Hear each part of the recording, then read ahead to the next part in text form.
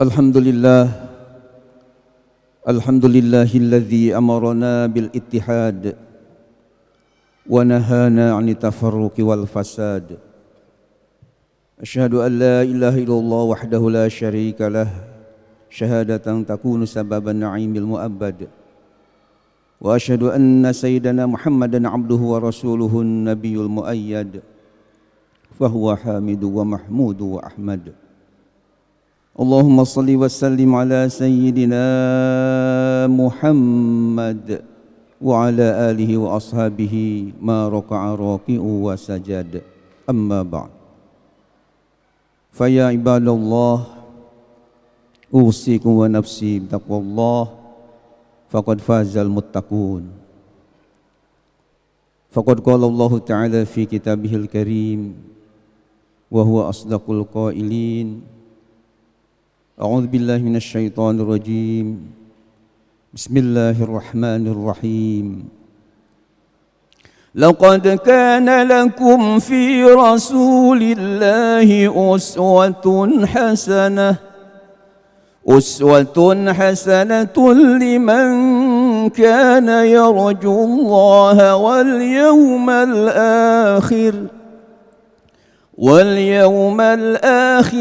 dzakara Allaha katsira. Shadaqallahul azim wa balagha rasulun nabiyul karim wa nahnu ala dzalika minasy syahidin wasyakirin walhamdulillahi rabbil alamin. Hadirin yang dimuliakan Allah, kita tentunya terus berdoa kepada Allah. Mudah-mudahan segala musibah yang menimpa khususnya di negara kita ini, mudah-mudahan oleh Allah Subhanahu wa taala segera diangkat dan disirnakan sehingga betul-betul kondusif kembali. Mudah-mudahan meraih baldah thayyibah wa rabbun ghafur. Amin ya Allah ya rabbal alamin. Selanjutnya firman Allah Subhanahu wa taala yang tertera dalam Al-Qur'an surah Al-Ahzab ayat 21 yang khatib telah bacakan tadi. Allah Subhanahu wa taala telah mengingatkan kepada kita yang suka lalai bahwa ada manusia yang perlu kita teladani dalam kehidupan kita, yakni junjungan kita Nabi Muhammad sallallahu alaihi wasallam sebagai uswatun hasanah bagi kita semua. Hadirin yang dimuliakan Allah Subhanahu wa taala,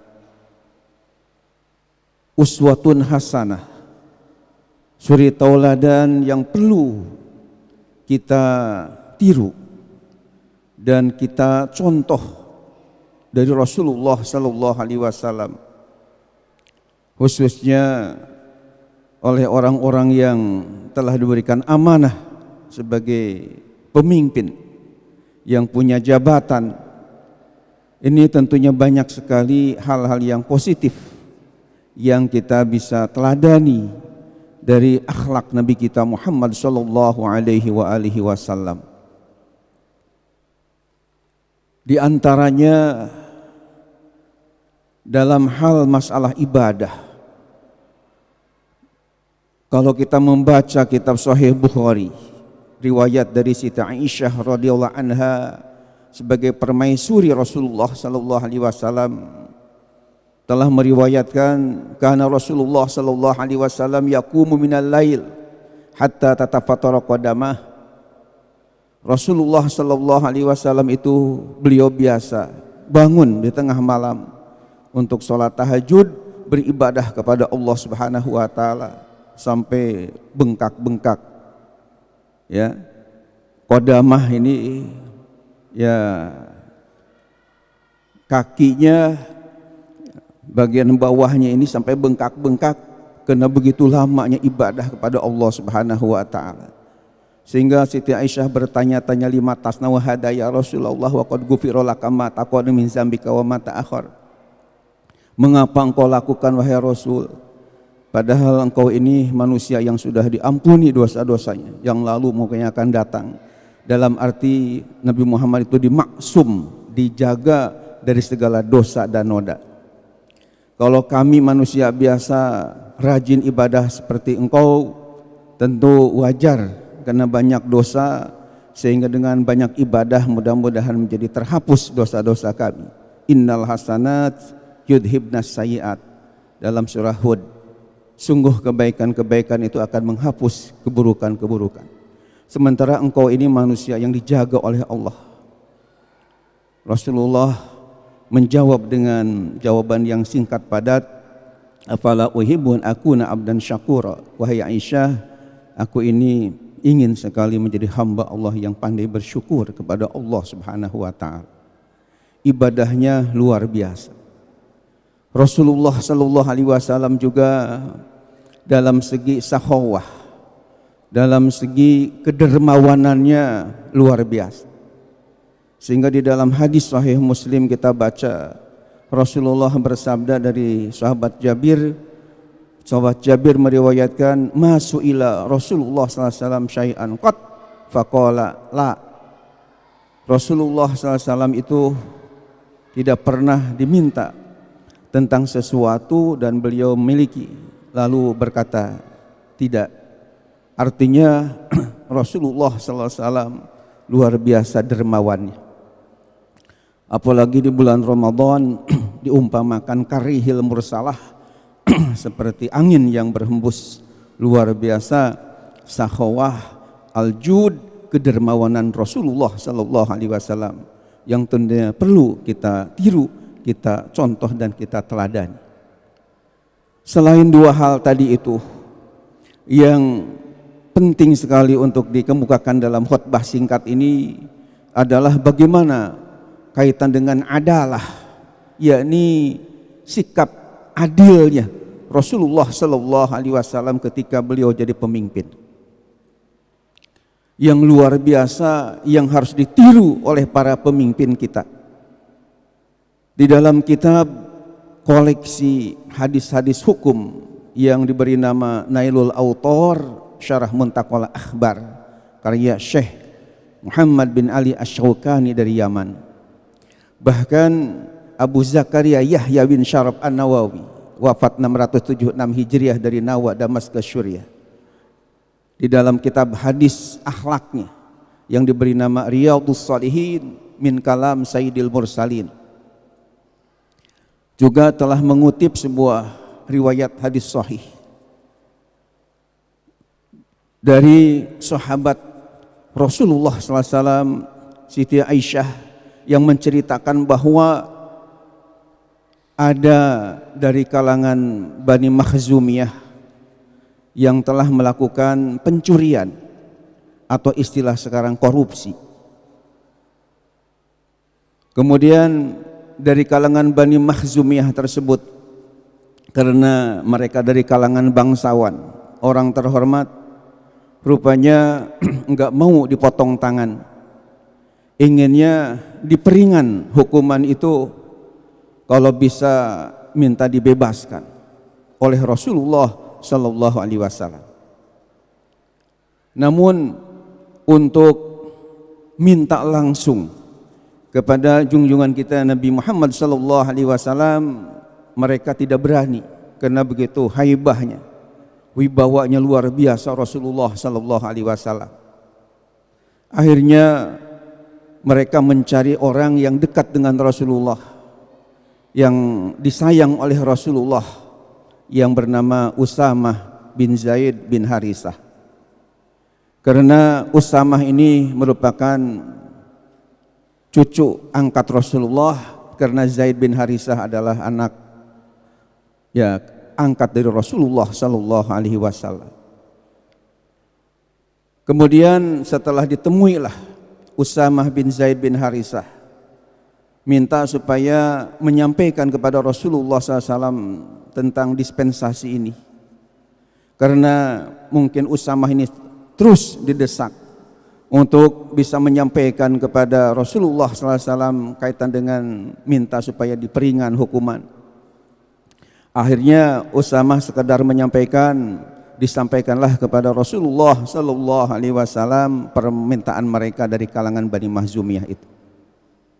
Maka setelah Rasulullah SAW mendengar permintaan tadi, mengetahui permintaan tadi, Rasulullah kemudian naik mimbar berkhutbah di hadapan para sahabat dengan nada yang keras dan lantang, nada marah karena ada sesuatu yang tidak adil di sini.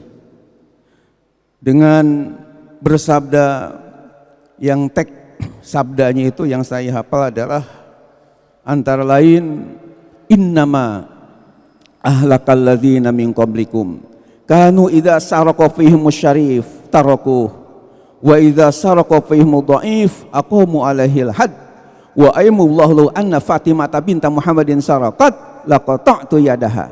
Muttafaq alaih, hadis riwayat Imam Bukhari dan Muslim. Artinya innama ahlakal ladzina min qablikum, sungguh hanyalah binasanya umat-umat sebelum kalian.